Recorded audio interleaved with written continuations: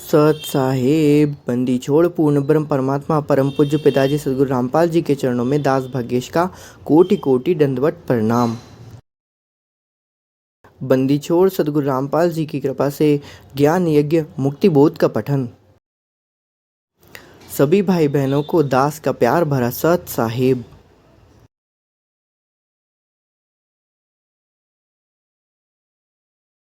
बंदी छोड़ सदगुरु रामपाल जी भगवान की है। बंदी छोड़ पूर्ण ब्रह्म परमात्मा सतपुरुष सदगुरु साहब रामपाल जी भगवान के चरणों में दास का कोटि कोटि दास भाग्येश का कोटि कोटि दंडवत प्रणाम। गरीब नमो नमो सतपुरुष को नमस्कार गुरु की नहीं सुंदर मुनि जन साधवा संतो सर्वस दीन सतगुरु साहिब संत सब दंडोतम प्रणाम। आगे पीछे मध्य हुए तिनको जा कुर्बान नराकार निर्विषम काल जाल भय भंजनम निर्लेपम निज निर्गुणम अकलनुपभय सन्नदनम सोहम सुरति समापतम सकल समानानि अतिलय उजल हिरंबर हदम्बम बेपरवाह था है वार पानी मध्य तम गरीब जो सो मेरे सिद्धि होई गणनायक गलताना करो अनुग्रह सोई पारस पद परवाना आदि गणेश मनाऊं गणनायक देवन देवा चरण कमल लाऊं आदि अंत करो परम शक्ति संगीतम रिजि दाता सोई अविगत गुणातीतम सत्य पुरुष निर्मोही जगदम्बा जगदीशम मंगल रूप मुरारे तन्मन्नर पूषीशम भक्ति मुक्ति भंडारे सुंदर मुनि जन ध्यावे ब्रह्मा विष्णु महेशा शेष मुख गावे पूजे आदि गणेशा इंद्र कुबेर सरीखा वरुण धर्म ध्यावे सुमृत जीवन जी का मन इच्छा फल पावे 33 कोटि अंधारा ध्यावे 67 गुतरे भवजल पारा कठिन की फांसी बंदी छोड़ सब स्वरूप सही स्वरूप रामपाल जी भगवान के चरणों में दास का कोटि कोटि दंडवत प्रणाम। सभी भाई बहनों को दास का प्यार भरा सत्संग। जय जय जय करुणामयी जय जय जय जगदीश जय जय जय तू जगत गुरु पूर्ण विश्वेश साहिब तेरी साहिबी कैसे जानी जाए त्रिश्रेणु से झीनी है नैनुरा समाए अनंत कोटि ब्रह्मांड का रचनहार जगदीश ऐसा सूक्ष्म रूप धर आन विराजा शीश मौला जल से थल करे थल से जल कर देत तेरी साहिबी श्याम कहूँ किसवीत श्री संतोष विवेक बुद्ध दया धार्मिक तार बिन निश्चय पावे नहीं साहिब का दीनार आत्म प्राण उधार ही ऐसा धर्म नौर कोटि यज्ञ अश्मेघ फलम शब्द समाना भौर अनंत कोटि अवतार हैं नहीं चितवे बुधनाश खालिक कोले का छह ऋतु 12 मास पीछे पीछे हरि फिरे आगे संत सुजान संत करे सोई साच हैं चारों युग परमान साईं सरी के साधु हैं समतल नहीं और संत करे सोई होत हैं साहब अपनी ठोर जो बच्चा गौ की नजर में यो साईं और संत हरिजन के पीछे फेरे भक्त वशल भगवंत धारा मेरे संत की मुझसे मिटे नांस बुरी भली भाषे नहीं सोई हमारा वंश देही माही विदेही है साहब सुरति स्वरूप अनंत लोक में रम रहा जाके रंगन रूप कुत्ता हूँ गुरुदेव का दास बगेश नाम गले प्रेम की जेवेड़ी जाके जो वहाँ जाऊँ मैं तू तो करो तो पाँव पड़ो दूर दूर करो तो जाऊँ जो राखो त्यों ही रहूँ जो देवो सो खाऊँ बंदी छोड़ सदगुरु रामपाल जी भगवान के चरणों में दास को कोटि कोटि हम लोग परमात्मा की कृपा से ज्ञान यज्ञ कर रहे हैं। हम लोग पठन कर रहे हैं मुक्ति बोध और पारक के अंक सलाद। हम पारक के अंक सलाद का हमने 176 नंबर का पेज हम देख रहे हैं जिसमें लिखा है उपरोक्त वाणियों के सलाद। अब ये उपरोक्त वाणियाँ कौन थी? पांडवों की यज्ञ में सुपर सुदर्शन द्वारा शंख बजाना। तो हम देख रहे हैं पारक। पारक होता है अर्थात परख करना या पहचान करना। पहचान करने का तात्पर्य ये है कि किस प्रकार से परमात्मा क्या करता है, अपनी लीला करता है और अपनी सामर्थ्यता वहाँ पर बताता है कि देखो मैं ये कर सकता हूँ, मैं वो कर सकता हूँ, और सीधी सिंपल सी बात है जो कि एक जीव की बस की बात नहीं है। ठीक है, तो परमात्मा को अब किसी को भला लगे चाहे किसी को बुरा लगे, लेकिन परमात्मा तो समर्थ शक्तिशाली ही है। यदि किसी को इसमें मान बढ़ाई लगती है तो भाई वो अपनी मान बढ़ाई को अपने पास रखे, ये इसके कोई काम में नहीं आने वाली। बंदी छोड़ सदगुरु रामपाल जी भगवान के चरणों में दास भाग्येश का कोटि कोटि दंडवत प्रणाम। अब परमात्मा पारक के अंक के 7 में और परमात्मा क्या लिखते हैं कि पांडवों के यज्ञ में सुपर सुदर्शन द्वारा शंख बजाना, अर्थात पांडवों के यज्ञ में किस प्रकार से सुपर सुदर्शन का शंख बजा था। परमात्मा अब यहाँ पर लिखते हैं कि जैसे कि सर्वविदित है कि महाभारत के युद्ध में अर्जुन ने युद्ध करने से मना कर दिया था तथा शस्त्र त्याग कर युद्ध के मैदान में दोनों सेनाओं के बीच में खड़े रथ के पिछले हिस्से में आंखों से आंसू बहाता हुआ बैठ गया था। तब भगवान कृष्ण के अंदर प्रवेश काल शक्ति अर्थात ब्रह्म अर्जुन को युद्ध करने की राय देने लगा था। इसका हम देखते हैं कि 11वें अध्याय में भी लिखा हुआ कि मैं लोगों को बड़ा हुआ खाने वाला कालो अस्मि, वहाँ पर साफ साफ लिखा है कि वो लोगों को खाने के लिए उत्पन्न हुआ, वहाँ पर प्रकट हुआ, वहाँ पर क्या है, काल है। अब ये प्रत्यक्ष रूप से आता नहीं है, अप्रत्यक्ष रूप से सभी को क्या करता है, वो कर देता है। अब अर्जुन ने किसी जन्म में पूर्व जन्म में परमात्मा की भक्ति करी रखी होगी, जिस कारण से उसको काल ने क्या कर दिया, वहाँ पर अपना रूप दिखाया। अन्यथा उसके इस 1000 रूप वाले रूप को और चतुर्भुज रूप वाले रूप को तो किसी को देखना भी क्या है, असामर्थ्य है, उसमें सामर्थ्य नहीं है। परमात्मा खुद लिखते हैं कि भैया इसको तो ऐसे तो नहीं देखा जा सकता। और गीता में गीता ज्ञानदाता जो काल ब्रह्म है वो खुद ही कहता है कि भाई ना जब से ना तब से ना किसी और चीज़ से मेरे स्वरूप का दर्शन तो किया ही नहीं जा सकता है। तो आगे परमात्मा लिखते हैं कि तब भगवान कृष्ण के अंदर प्रवेश काल शक्ति अर्थात ब्रह्म अर्जुन को युद्ध करने की राय देने लगा। तब अर्जुन ने कहा था कि भगवान ये घोर पाप में नहीं करूँगा। अर्जुन को इतना तो पता था कि ये क्या है, घोर पाप है, क्योंकि किसी भी प्रकार की जीव हिंसा करना ही घोर पाप होता है। अब अर्जुन ने तो उसके पहले कई बार घोर पाप कर ही चुके थे। तो कहने की बात यह है कि यहाँ पर अब उसको अपना तो दिखाई देने लगा था। इससे अच्छा तो भिक्षा का अन्न खाकर भी गुजारा कर लेंगे। ओह कितनी प्यारी बात परमात्मा ने यहाँ पर लिखी है। परमात्मा खुद कहते हैं कि किसी को मारन से तो भिक्षा खाकर अन्न गुजारा कर लेते, लेकिन परमात्मा कहते हैं कि मांगन से करना भला, अर्थात अपने कुछ कर्म करके उससे क्या करो, अपनी जो भी हक हलाल की कमाई वो आप क्या करिए, खाइए।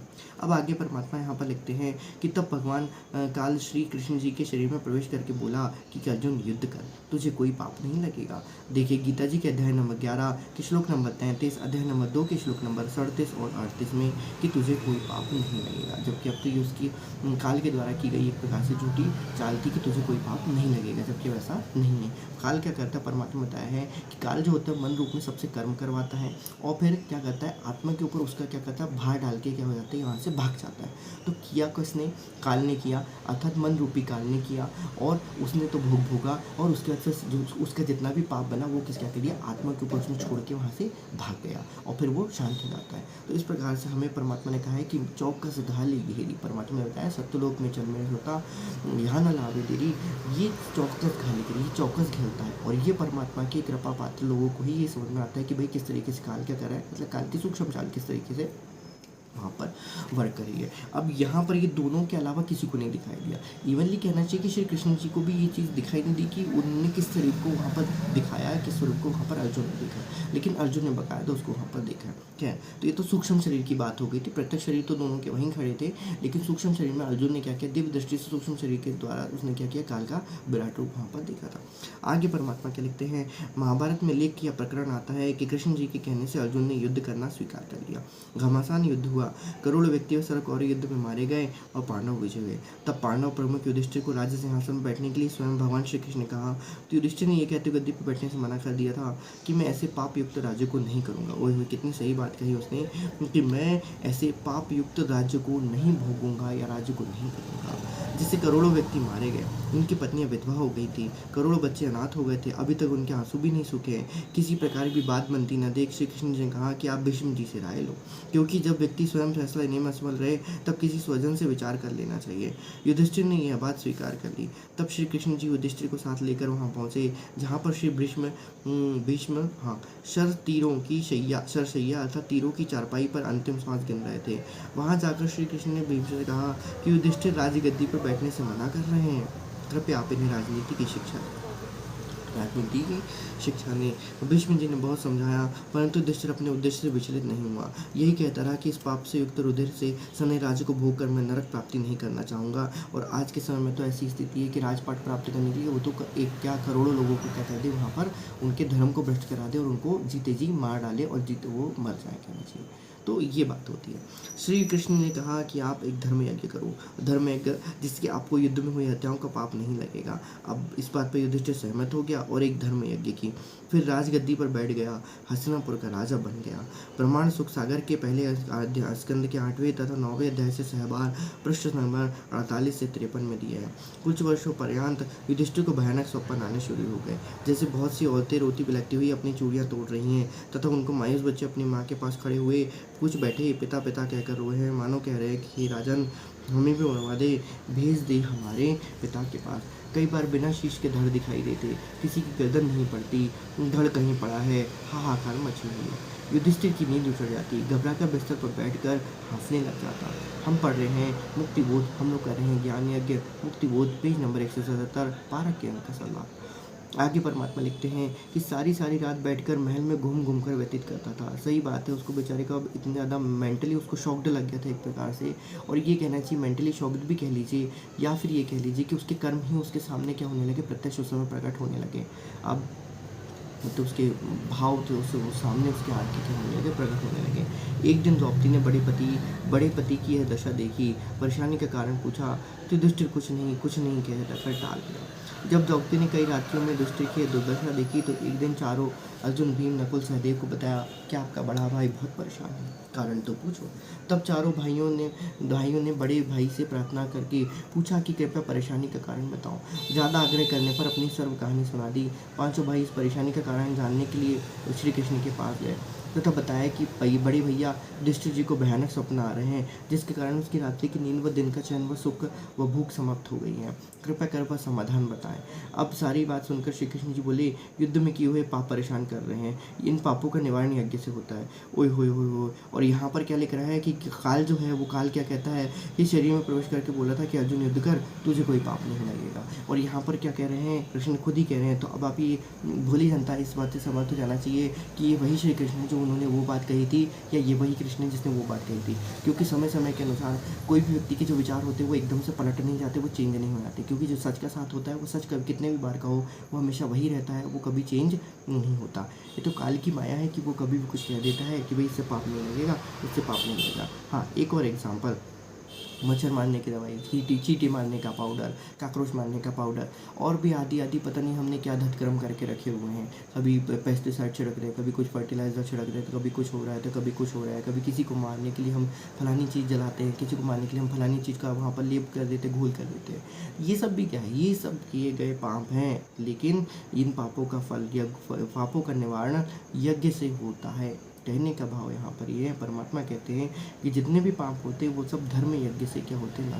इसलिए परमात्मा ने कहा है कि एक यज्ञ धर्म की, दूसरी यज्ञ ध्यान, तीसरी यज्ञ हवन की, चौथी यज्ञ प्रणाम, पांचवी यज्ञ ज्ञान यज्ञ होता है, जो कि हम यहाँ पर कर रहे हैं। गीता जी के अध्याय 3 के श्लोक 13 का हिंदू अनुवाद में परमात्मा लिखते हैं कि यज्ञ में प्रतिष्ठित इष्ट पूर्ण परमात्मा को भोग लगाने के बाद बने प्रसाद को खाने वाला श्रेष्ठ पुरुष सब पापों से मुक्त हो जाता है। ओए होए, कितनी प्यारी बात लिखी गई। इसी प्रकार से हमें यहाँ पर ध्यान रखना चाहिए कि हमें प्रतिदिन भले ही हमारे पास कुछ हो अथवा ना हो, भले हमारे पास सिर्फ दूध, आधा कटोरी दूध ही है, या फिर हमारे पास सिर्फ एक ही रोटी है खाने के लिए, तो हमें पहले उसको भगवान को भोग लगाना चाहिए, और फिर उसके बाद हमें उस बचे हुए यज्ञ को, उस यज्ञ से जो हमारे पास खाना बचा हुआ है उससे फिर हमें क्या करना चाहिए, हमें भोग लगाना चाहिए। तो वही लिखे हैं कि भोग को लगाने के बाद बने प्रसाद को खाने वाला श्रेष्ठ पुरुष वो सब पापों से मुक्त हो जाता है। अब परमात्मा ने उसके लिए क्या बता दी है कि भैया वो है श्रेष्ठ पुरुष। तो श्रेष्ठ पुरुष कौन है, पुरुषों में श्रेष्ठ कौन है, वही तो वो है, वो हमारे परमात्मा जो हमको बताए हैं कि भैया श्रेष्ठ पुरुष कौन है, जो भोग लगाने के बाद प्रसाद को खाता है। वो भोग लगा दिए परमात्मा को, उसके बाद फिर वो बचे हुए अंग को जो खाता है वही क्या है, वही श्रेष्ठ पुरुष है।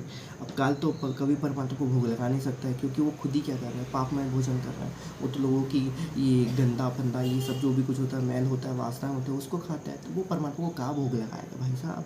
तो विचार कीजिए, परमात्मा यदि उस समय से वो श्राप नहीं देते तो हो सकता है आज हमारी कोई और अन्य दुर्गतियाँ होती रहती है। तो वही लिखा है, तो पापी लोग अपना शरीर पूजन करने के लिए अन्न खाते हैं, वे तो पाप को ही खाते हैं, अर्थात यज्ञ करके सब पापों से मुक्त हो जाते हैं।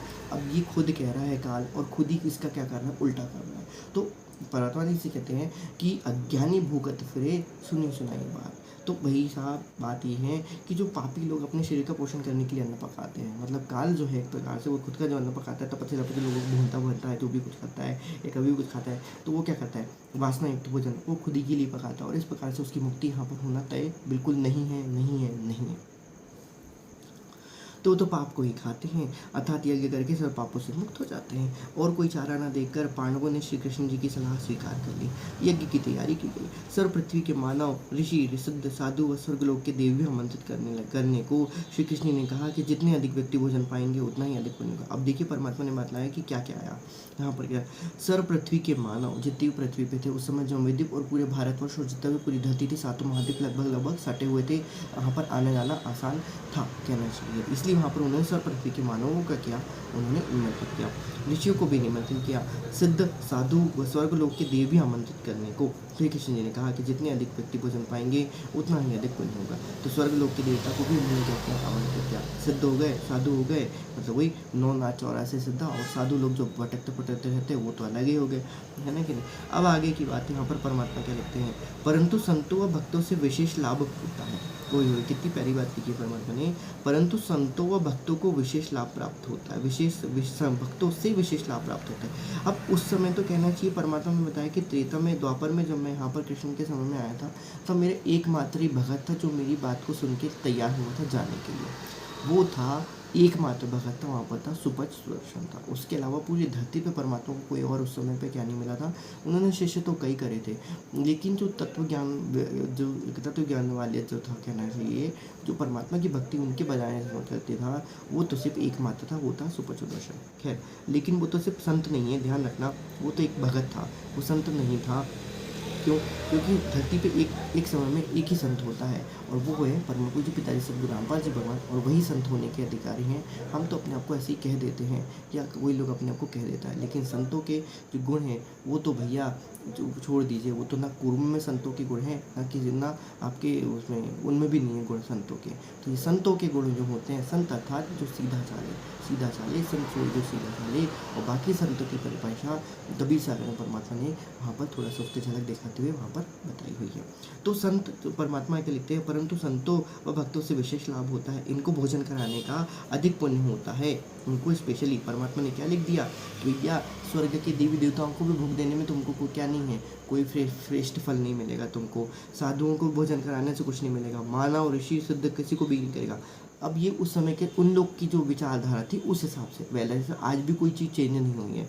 तो परमात्मा ने क्या लिखा है, परंतु संतों व भक्तों का विशेष लाभ होता है। अब ये संतों व भक्त कौन थे, जो पूर्ण ब्रह्म परमात्मा की शरण में है, उनकी बात कर रहे हैं।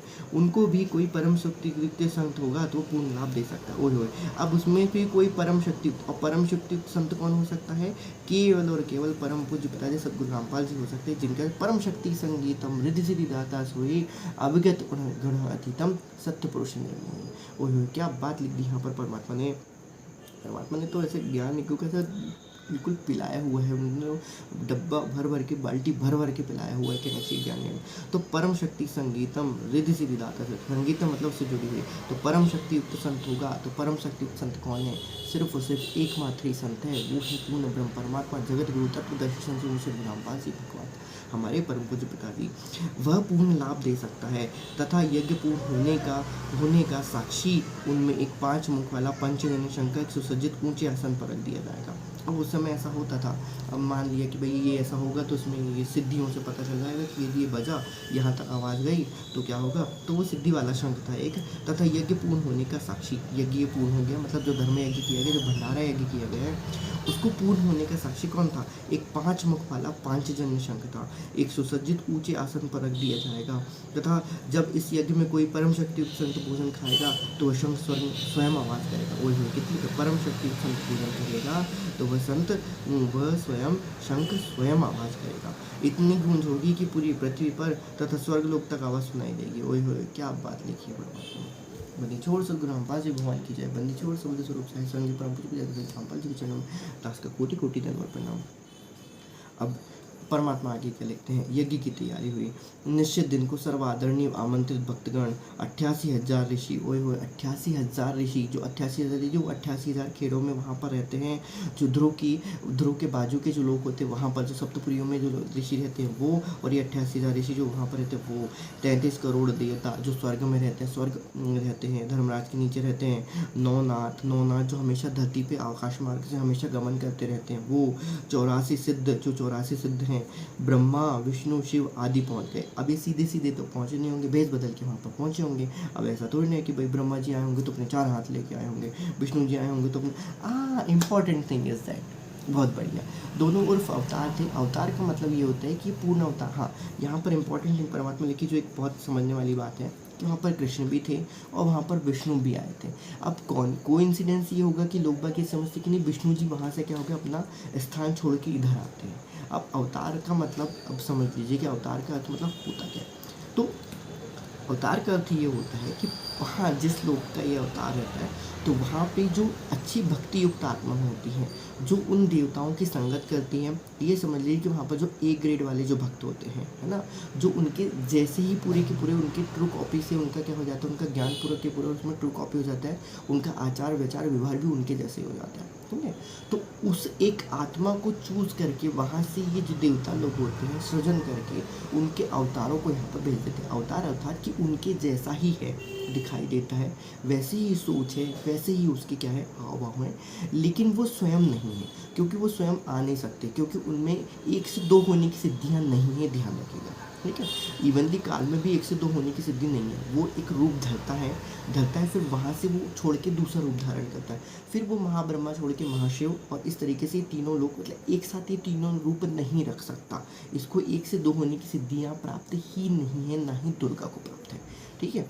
तो ये सिर्फ 1 से 2 होने की जो सिद्धि है, बहुरूप धारने की सिद्धि, ये सिर्फ हमारे परम पूज्य पिताजी सदगुरु रामपाल जी भगवान के पास है। और यदि किसी ने कहना चाहिए, किसी ने धारण किया होगा, जैसे आप पहले कभी सुना था कि भैया एक था कोई संत महात्मा या भगवान ने कौन था, मुझे ध्यान नहीं, लेकिन कभी किसी ने ऐसी कहानी सुनाई नहीं थी कि भैया वो एक संत था, तो वो कई जगह पर क्या हो जाता था, वहाँ पर प्रकट हो जाता था। प्रकट मतलब वो दिखाई देता था कि भाई वहाँ पर भी दिखाई दिया, वहाँ पर भी दिखाई, लेकिन ओरिजिनल जो इसकी परमानेंट सिद्धि जो परमात्मा के पास है, वो सिर्फ उसे परमात्मा के ही पास, सदगुरु रामपाल जी के ही पास है, और किसी के पास नहीं है, ठीक है।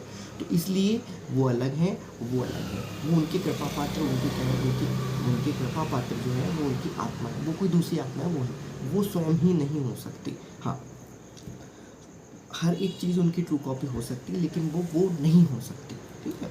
अब देखो आगे परमात्मा क्या लिखते हैं, फिर से कि हम लोग यहाँ पर इसको रिपीट कर लेते हैं कि यज्ञ की तैयारी हुई। निश्चित दिन को सर्वादरणीय आमंत्रित भक्तजन 88,000 ऋषि, 33 करोड़ देवता, 9 नाथ 84 सिद्ध, ब्रह्मा विष्णु शिव आदि भी पहुँच गए। यज्ञ का कार्य शुरू हुआ। बाद में सबने यज्ञ का बचा प्रसाद भंडारा तथा सर्व उपस्थित महानुभावों व भक्तों को जनसाधारण को बताया अर्थात खिलाया। स्वयं भगवान श्री कृष्ण जी ने भी भोजन खा लिया, विष्णु ने भी खाया और कृष्ण ने भी खाया, परंतु शंख नहीं बजा तो यज्ञ संपूर्ण नहीं। उस समय युधिष्ठिर ने श्री कृष्ण जी से पूछा, हे मधुसूदन, शंख नहीं बजा।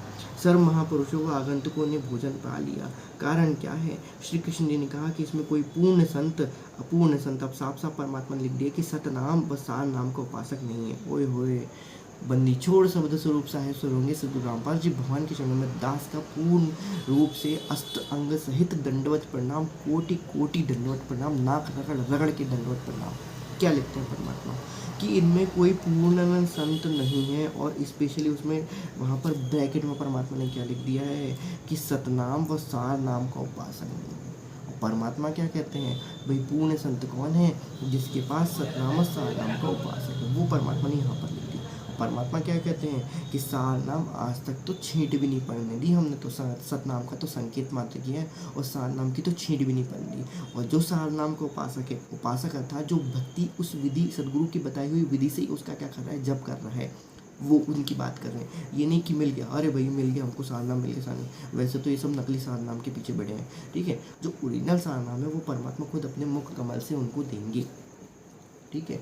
तो वो साल नाम की जो परमानेंट जो भक्ति विधि से ही जो कर रहा है, जो परमात्मा की बताई हुई भक्ति से उसकी उपासना कर रहा है, उसकी शक्ति जब उसके अंदर आएगी तब वो पूर्ण संत कहलाएगा। तो ये तो पूरी धरती पे पॉसिबिलिटी नहीं है, पूरी धरती पे सिर्फ एकमात्र सदगुरु रामपाल जी भगवान है। और वैसे भी यदि कहा जाए तो परमात्मा को कोई उपासना करने की जरूरत नहीं पड़ती, क्योंकि वो आदि राम है। तो उन्हें भक्ति करने की क्या जरूरत है, वो तो दूसरों से भक्ति कराएंगे ना भाई, ऑब्वियसली। जैसे कहा जाता है वे जो पूर्ण ब्रह्म है, परमात्मा है, आदि राम है, उनको किसी की पूजा करने की आवश्यकता नहीं पड़ती है, वो स्वयं ही पूज्य हैं कहना चाहिए। और उनकी ही पूजा करके, उनकी ही भक्ति करके, उनकी ही गुणगान करके, उनकी ही महिमा का गुणगान करके सभी लोग उनसे लाभ प्राप्त करते हैं। तो वो है, तो उनको ज़रूरत वहाँ पर नहीं। लेकिन पूर्ण संत कौन होते हैं, वो परमात्मा सद्गुरु रामपाल जी ही होते हैं। परमात्मा कहते हैं कि ब्रह्म ज्ञानी महाध्यानी सत्सु दुख भंजन।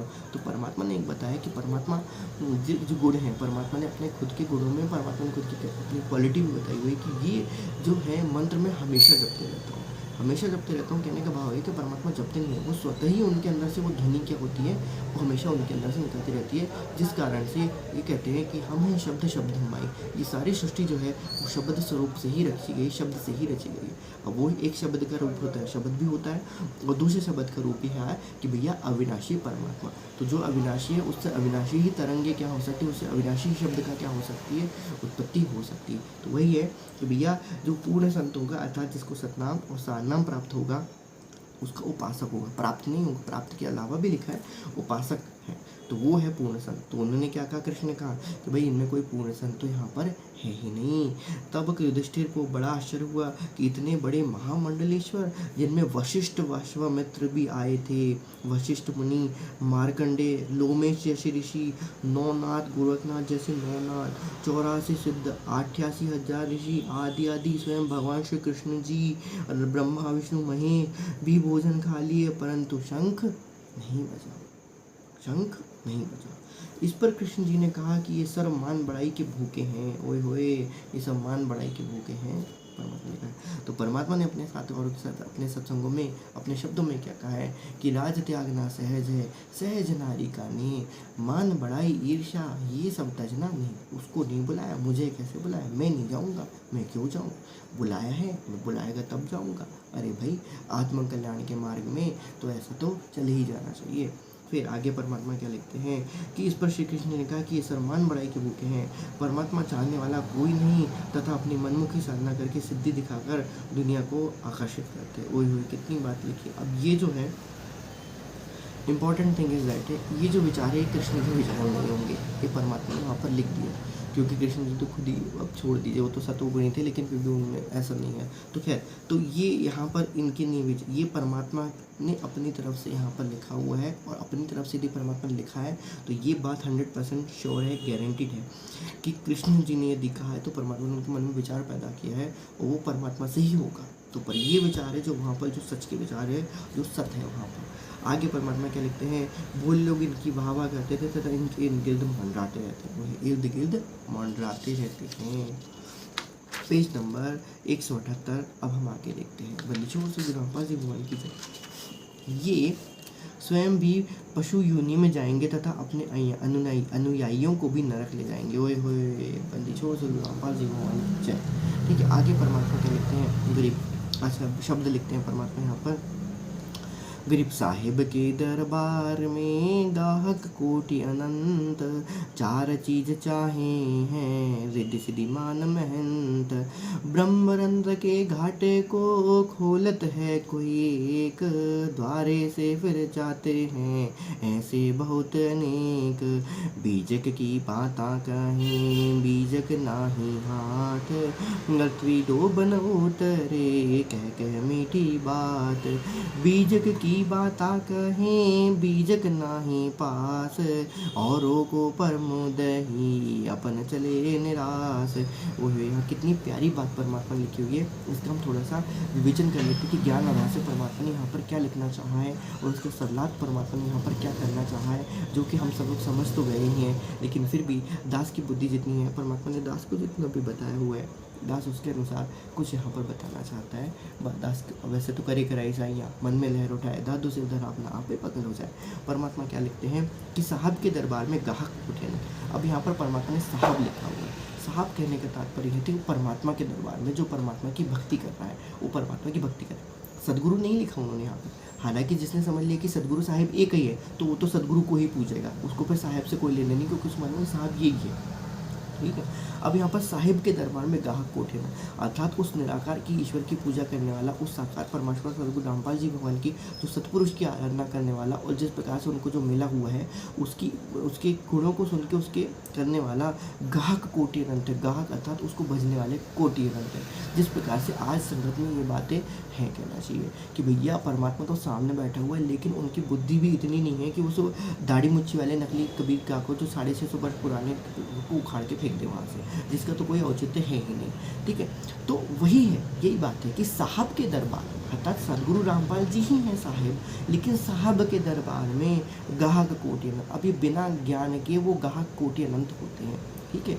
यदि किसी को है ज्ञान तो भैया उसके लिए तो परमात्मा घर में है, पल पल उसके साथ है, पल पल उसके साथ में उसके काम कर रहे हैं। तो गाहक कोटि अनंत बहुत भक्त होते हैं, इतने भक्त होते हैं कि सारी सृष्टि उनकी क्या हो जाती है, परवानी हो जाती है ना, कि भैया परमात्मा ने क्या है, पल युग दिव्य जब वेता तब कपाट हरा पासो तब महापुरुष जब फरमान तब जगतारण को आए, तब सत्यनाम की टिकट सब हंस चले सतलोक। अब ये सतलोक कौन से जाएंगे, मिनी सतलोक जाएंगे या नकली काल के सतलोक में जाके वहाँ से अपनी कमाई कर खर्चा करते हैं। तो कहने का भाव यहाँ पर ये बहुत अच्छी तरीके से परमात्मा ने यहाँ पर समझाया हुआ है कि भैया साहिब के दरबार में, सदगुरु रामपाल जी के सत्संग रूपी दरबार में गाहक कोटि अनंत बहुत लोग आते हैं, अनंत कोटि लोग आते हैं भक्त बनने के चाह में। लेकिन वो 4 चीज़ चाहते हैं। अब जो ज्ञान आधारित नहीं है वो तो ये 4 चीज़ें ही चाहेगा। पहला है रिद्धि, दूसरा है सिद्धि, तीसरा है मान और चौथा है मेहनताई।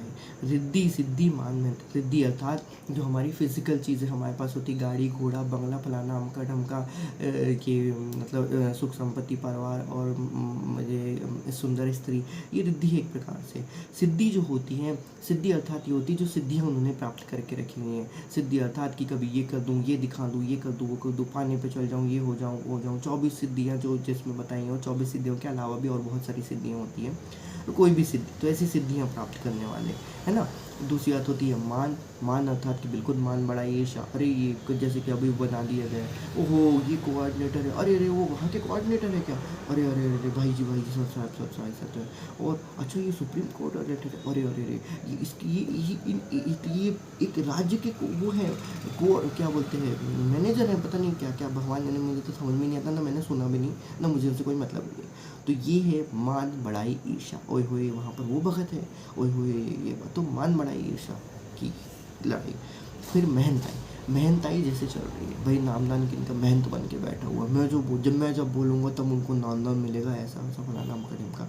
और इसके अलावा भी और कुछ चीज़ देखी जाए तो कोई सिद्धि विद्धि प्राप्त कर ली, छोटी से ज्ञान प्राप्त कर लिया, और खुद क्या करे वहाँ पर दूसरों को ज्ञान देने लग गए, कहना चाहिए। यहाँ पर साध संगति की बात नहीं हो रही, हम दूसरे लोगों की बात करें जिनको पूरा ज्ञान नहीं हुआ है। यदि पूरा ज्ञान हो गया तो परमात्मा कहते हैं कि भैया आप मेरे जैसे ही क्या करो, सत्संग करो, वहाँ पर जाके करो, उनको समझाओ बुझाओ और उनको ज्ञान के आधार से जोड़ो, ना कि उनको सत्संग तो सुनना बहुत ज़रूरी है, लेकिन ज्ञान के आधार से गुरु को ही भगवान मानना और उनकी भक्ति करना, 3 टाइम का भक्ति करना, 3 टाइम की आरती करना, 2 टाइम उनको भोग लगाना, क्रम से कम 1-1 घंटे सुबह शाम में मंत्र जपना, और दिन भर जब भी मिले तब सतनाम का मंत्र जप करना, या सार नाम का यदि मंत्र मिला है तो वो भी उसको जप करना। उसके अलावा ज्योति यज्ञ करना, जो हवन यज्ञ हम करते हैं, हवन यज्ञ ज्योति यज्ञ जिसको कहा जाता है, हवन यज्ञ वो करना। उसके बाद दशमांश गुरु को देना। हर भोजन में करते समय जब भी भोजन करते तो पहली आरती और दूसरी आरती, मतलब भोजन के पहले की आरती और भोजन के बाद अन्न देव की बड़ी आरती करना।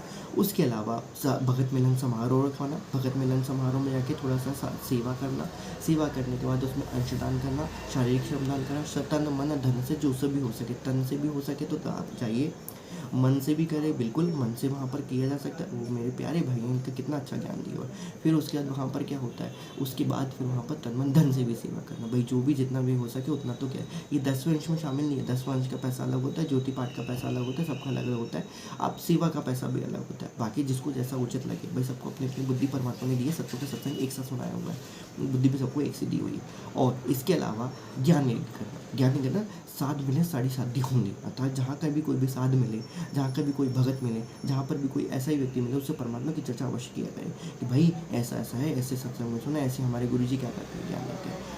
ये इंपॉर्टेंट थिंग होती है। यदि सुना हुआ है तो भी उस दोबारा पे उसको सुनो, क्योंकि परमात्मा जितनी बार सत्संग सुनाते हैं उतनी बार उनमें से कुछ नया नया ज्ञान क्या होता है निकल के आता है। ये है आत्मा का रस होता है, इसलिए कहा जाता है राम रसायन सदगुरु रामपाल जी के पास सदा रहो सदगुरु रामपाल जी के दासा। तो ये चीज़ होती है, ये इंपॉर्टेंट है। यदि ये सब चीज़ें आप कर रहे हो तो आपकी भक्ति विधि थोड़ी थोड़ी ठीक चल रही है, क्योंकि इसके अलावा भी बहुत कुछ होता है। क्योंकि हमारे अंदर जो 5 प्रकृतियों 3 गुणों के जो विचार व्यवहार होते हैं, क्योंकि पूर्ण तरीके से मनुष्य का दिमाग शांत नहीं हो सकता, और पूरी तरीके से पूरे दिमाग के जितने भी पार्ट्स होते हैं वो एक साथ सूरत और निरत मन पवन से कभी कभी नहीं कर पाते।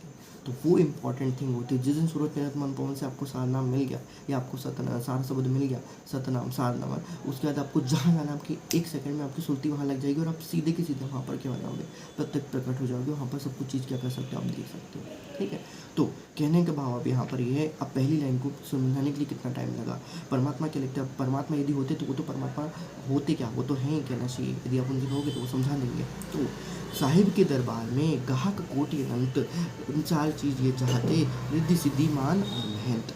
तो इस प्रकार से यहाँ पर क्या होता है, परमात्मा कहते हैं कि साहिब के दरबार में, सदगुरु रामपाल जी के दरबार में, परम पूज्य परमात्मा के दरबार में गाहक कोटि अनंत, बहुत से लोग आते हैं, लेकिन वो 4 चीज़ें आती हैं, रिद्धि सिद्धि मान और मेहनत है। कोई मोक्ष की आशा यहाँ पर नहीं है। कोई चाहता है कि हमारे ये काम श्रद्धा है, उसका वो काम चले। और परमात्मा क्या कहते हैं, भाई ये चीज़ें तो तुम्हें मिले अथवा ना मिले, इससे कोई फ़र्क नहीं पड़ता, क्योंकि इंपॉर्टेंट थिंग ये है कि आपके अंदर वो ललक होनी चाहिए जो सतलोक जाने के लिए होनी चाहिए। यदि सतलोक जाने के लिए आपका विचार बन गया है, सतलोक जाना तो हर कोई चाहता है, लेकिन उसके बावजूद ही कहीं ना कोई कमजोरी रह जाती है, जिस कारण से सतलोक नहीं जा पाते।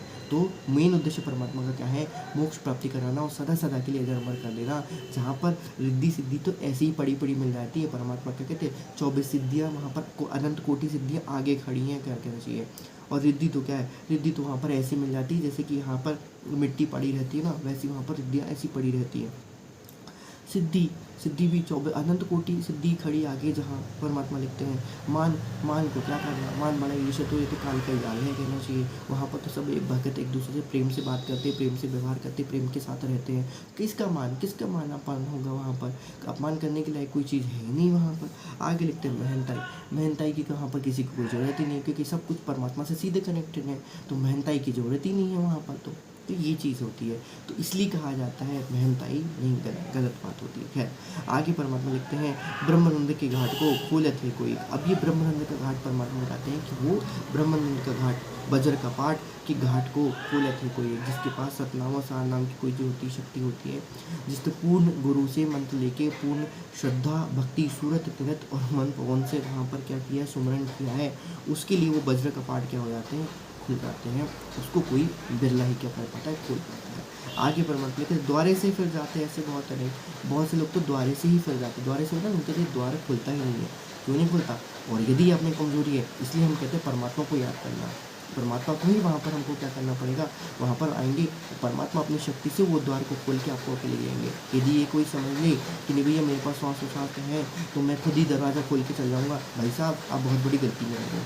क्योंकि वो दरवाज़ा, वो वज्र का पाठ ही सदगुरु रामपाल जी का ध्यान और उनका ज्ञान, और उसके साथ जब आप श्वास से मंत्र जपोगे, परमात्मा वहाँ पर तुरंत प्रकट होगा, और फिर वो वहाँ पर आपके द्वार को क्या करेगा, खोलेगा। इस भूल में कभी मत रहना कि भैया वहाँ पर वो हम जपेंगे और ऑटोमेटिकली वो क्या चीज़ हो जाए।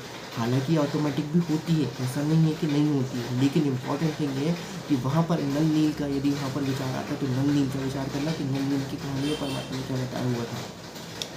परमात्मा ने नल नील की कहानी क्या बताया था कि समुद्र ने जब उनको कहा था कि भाई पत्थर तो तिर नहीं रहे, रामचंद्र जी बोलते कहाँ गई तुम्हारी सिद्धि, पत्थर क्यों नहीं तर रहे हैं, कहना चाहिए तुम्हें तो वरदान प्राप्त था। तब वहाँ पर वो वहाँ पर जो होता है वो समुद्र देवता जो होते हैं, वो समुद्र क्या आके कहते हैं, भाई तुमने तुम्हारे गुरु का स्मरण नहीं किया, तुमने तुम्हारे गुरु को स्मृत नहीं किया। तो हालांकि यह परमात्मा का दिया हुआ है, लेकिन उसके बावजूद भी वहाँ पर परमात्मा का जयकारा लगाना चाहिए, हमें कहना चाहिए। खैर हम लोगों के सामने तो ऐसी परिस्थिति ना आए, भगवान करे, हमको तो परमात्मा सीधे यहाँ से अंतर ध्यान करके सीधे ही वहाँ पर क्या कर दे, सब लोग पहुँचा दे। फुकट का इतना लंबा हमको जाने की इच्छा नहीं है हमारे। तो द्वारे से फिर जाते हैं ऐसे बहुत अनेक। अब ये द्वारे से फिर जाते हैं ऐसे बहुत अनेक का दूसरा अर्थ भी ये भी है कि भाई साहब जिसको कहना चाहिए परमात्मा को जिसको पार करना होगा तो उसको तो प्रकट करके सीधे परमात्मा यहाँ से मृत्यु होगी उसकी और सीधे वहाँ पर क्या हो जाएगा, सतयुग में जाके प्रकट हो जाएगा, वहाँ पर उसको जन्म हो जाएगा। तो वहाँ से जन्म तो नहीं होगा, प्रकट हो जाएगा। ठीक है, अब वो किसी भी विधि से हो, चाहे वो तीसरे हो दूसरे हो या फिर वो स्वतः ही प्रकट है, उसमें कोई बहुत बड़ी बात नहीं है वहाँ पर। रामपाल जी भगवान की। तो द्वारे से फिर जाके ऐसे बहुत अनेक, तो द्वारे से फिरने वाले अर्थात उनके शब्द उन्होंने मंत्र तो लिया है जब तो क्या, लेकिन वो गुरु को परमात्मा नहीं मानते हैं या किसी कारण से हमसे की चूक चाकरी में बने रहते हैं, जिस कारण से परमात्मा उससे क्या हो गए, रुष्ट हो गए हैं परमात्मा, लेकिन कभी बताते नहीं है परमात्मा कि मैं तुमसे रुष्ट हो गया हूँ। वो सब दिखावा देते हैं, समझने वाले को समझदार को इशारा ही काफ़ी होता है। तो वो वहाँ पर बात है। तो वर्मा तो कहते हैं कि द्वारे से फिर जाते हैं ऐसे बहुत है कि जिसको नहीं ले जाना होगा उसको परमात्मा ये लंबे वाले मार्ग से लेके जाएंगे और वहाँ पर अपनी गलती दिखा के उसको वापस क्या कर देंगे, नीचे भेज देंगे।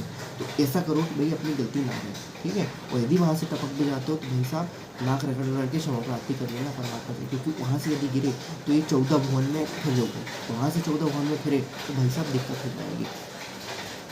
तो ऐसे बहुत अनेक, इसलिए परमात्मा हाँ बहुत इंपॉर्टेंट बात बताई थी। फिर ठीक है, ये तो उनके लिए, हमारे लिए तो दिक्कत ही नहीं है भगवान की वजह से। आगे परमात्मा क्या कहते हैं, बीजक की बात आता है। बीजक लाना, बीजक अर्थात जो परमात्मा ने जो बीज मंत्र दिया हुआ है, बीजक मंत्र दिया है, तारक मंत्र दिए हुए हैं और जो तारक का ज्ञान दिया हुआ है, जो बीज मंत्र, जो बीज मूल मंत्र, जो ज्ञान का सागर दिया हुआ है, वो जो बीजक की बात आता है, बीजक नहीं है।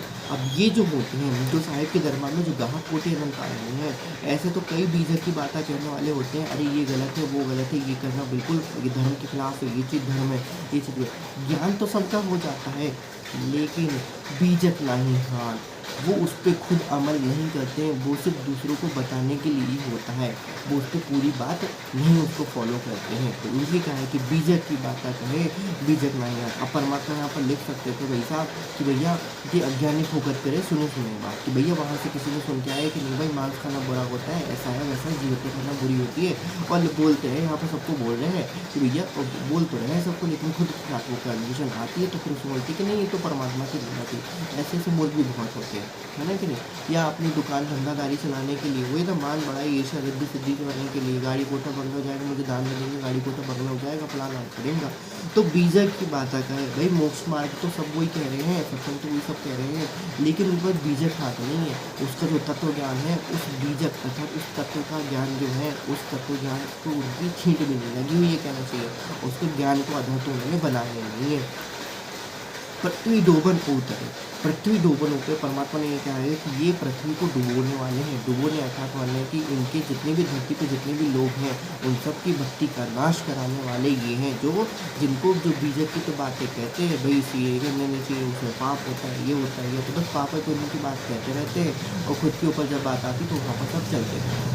तो पृथ्वी डोबन उतरे कहते हैं कि यार परमात्मा ने इसको बहुत अच्छा प्रसंग लिया है कि गीता जी का सार सुनावे, मीठी बातें बनाते हैं, है ना कि गीता जी का सार सुनाते हैं, अरे कुछ नहीं है, क्या रखा है तेरा, और खुद ने करोड़ों अरबों की माया जोड़ के धरी हुई है और दूसरों को बोलते हैं कि ऐसा है ऐसा। खैर यहाँ पर वो बात नहीं हो रही, कहने का बात है कि खुद उस पर अमल करो, उसके बाद फिर दूसरों को बताओ, अन्यथा उसका असर नहीं पड़ने वाला। कहने के लिए तो सबको अच्छे लगेंगे, लेकिन वो तो ऐसे ही है कि भाई सुन लिए हमने, लेकिन आत्मा में धारण आपने किए ही नहीं है।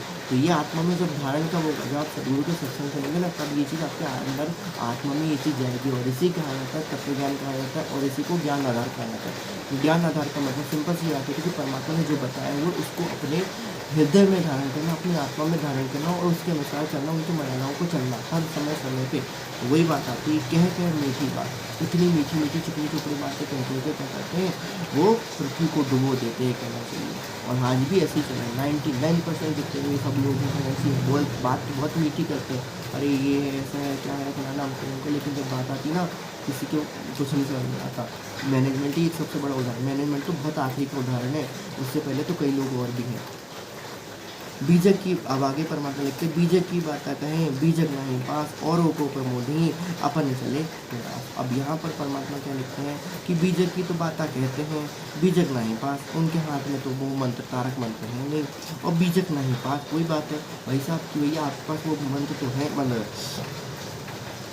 मर्यादाओं से रिलेटेड ज्ञान तो है, लेकिन वो मर्यादा से रिलेटेड खुद तो कभी बात कर ही नहीं रहे, खुद वहाँ पर कुछ और काम कर रहे हैं। अब परमात्मा क्या कहते हैं कि सत्संग, और परमात्मा क्या कहते हैं कि सत्संग में गुरु के सम्मुख वचन कहे सो शुद्ध रह नहीं सकते हैं। तो भैया गुरु के सामने परमात्मा ने, और इसके ऊपर भी लिखा था, मैं शायद भूल गया हूँ कि परमात्मा कहते हैं, लेकिन उसका सार अर्थ ये निकलता है कि भैया कि परमात्मा के सामने तो वो चीज़ वो कर रहे हैं, लेकिन घर पर जाए करे विज्ञाना। तो ये घर पर जाए करे विज्ञाना वालों की कहानी लिखी हुई है कि भैया वहाँ पर तो बोल रहे हैं, लेकिन घर में आके फिर वही कहानी को घूम रहे हैं, मर्यादा में रह नहीं रहे हैं।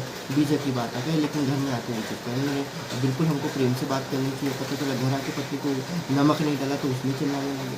वॉट एवर, एक एग्जाम्पल दिया, उससे कोई रिलेशन नहीं है। तो बीजक ना है पास, औरों को प्रमोद ही अपने चले निराश करना चाहिए। तो औरों को प्रमोद ही, दूसरों को तो बता बता के आनंद की अनुभूति करते हैं, और वो भी आनंद का रस लेते हैं, लेकिन वो ओसा प्यास न भाग नहीं जब लग घसीना। सिर्फ इतनी टुकड़ी टुकड़ी बातों से, अच्छी अच्छी बातों को करने से, जो कि आजकल के कथावाचक को सत्संग भी करते हैं, उनको कुछ नहीं होता। वो सिर्फ प्रमोदन के लिए, प्रमोद अर्थात हंसी विनोद के लिए, और स्वांत सुखाय भर के लिए। स्वांत सुखाय मतलब सिर्फ मन के सुख के लिए, क्योंकि मन भी ये आधी चीज़ें खा जाता है। क्योंकि जब तक हम निजपन तक ना पहुँचे, जब तक हम आत्मा तक ना पहुँचे, तब तक ये चीज़ भी हमको बड़ी अच्छी लगती है, लेकिन आत्मा को भी ये चीज़ क्या होनी चाहिए, अंदर तक पहुँचनी चाहिए। तो अपन चले मेरा, और खुद की भक्ति को भी खाली कर दिए, भक्ति तो उन्होंने की ही नहीं, दूसरों को भी बंटा बटा दिया, उनका भी समय बर्बाद कर दिया, उनकी भक्ति बर्बाद कर दी, और दोनों की दोनों ही यहाँ से क्या हो गए, निराश चले गए। और परमात्मा क्या बताते हैं कि झूठे गुरु शिष्य के काल करे पंजारा। दोनों शिष्य दोनों के गुरु पे काल भरे पंजारा। तो दोनों नकली गुरु शिष्यों के ऊपर काल क्या करते हैं, पंजारा मारता है। पंजारा मारने के मतलब 84 की ढोल में सबको लेके जाता है, तपस्या का पकाता है। नरक के गामी तो सभी गुरु होते हैं, कहना चाहिए, सिवाय सदगुरु रामपाल जी को छोड़ के बाकी सब नरक के गुरु होते हैं। तो बनिचोड़ सभी रूप से रामपाल जी भगवान के चरणों में दास का कोटि कोटि धन्यवाद प्रणाम। पेज नंबर 178, पारक के अंक सलाह हमारा हो गया था। अब हम प्रमाण के लिए गीता जी के कुछ श्लोक हैं, हम अगली वीडियो में देखेंगे। बनिचोड़ से रामपाल जी भगवान की जय। साधु की संगत करे बड़ भागी बड़ देव, आपन तो संसार नहीं और उतारे खेव। साधु संगत हर भक्ति बिन कोई न उतरे पार, निर्मल आदि अनादि है संसार। साध साध सबको कहे, साध सुमत से जान, कुमत कमावे जीव है जैसे जल पातान। साध संत की ऐन में बसे हुजूर अमान, जागर निंदा सागर की गोगर डूबे जान। जागन की महिमा सुन तामे गमन करंत, वो तो नगर अमान है जा मेरे प्यारे संत। संत सकल के मुकुट है साईं साध समान, बड़ भागी वे हंस हैं जिन संतो ना लग छान। बंदी छोड़ दयालु जी तुम लग हमरी दौर, जैसे कागजाज को सुझत और न तौर। कबीरा खड़ा बाजार में मांगे सबकी खैर, ना काहू से दोस्ती ना काहू से बैर। बंदीछोड़ सद्गुरु रामपाल जी भगवान की जय। बंदीछोड़ सद्गुरु रामपाल जी की जय। एक घड़ी आधी घड़ी आदि में बुनियाद, कबीर संगत साधु की कटे कोटि अपराध।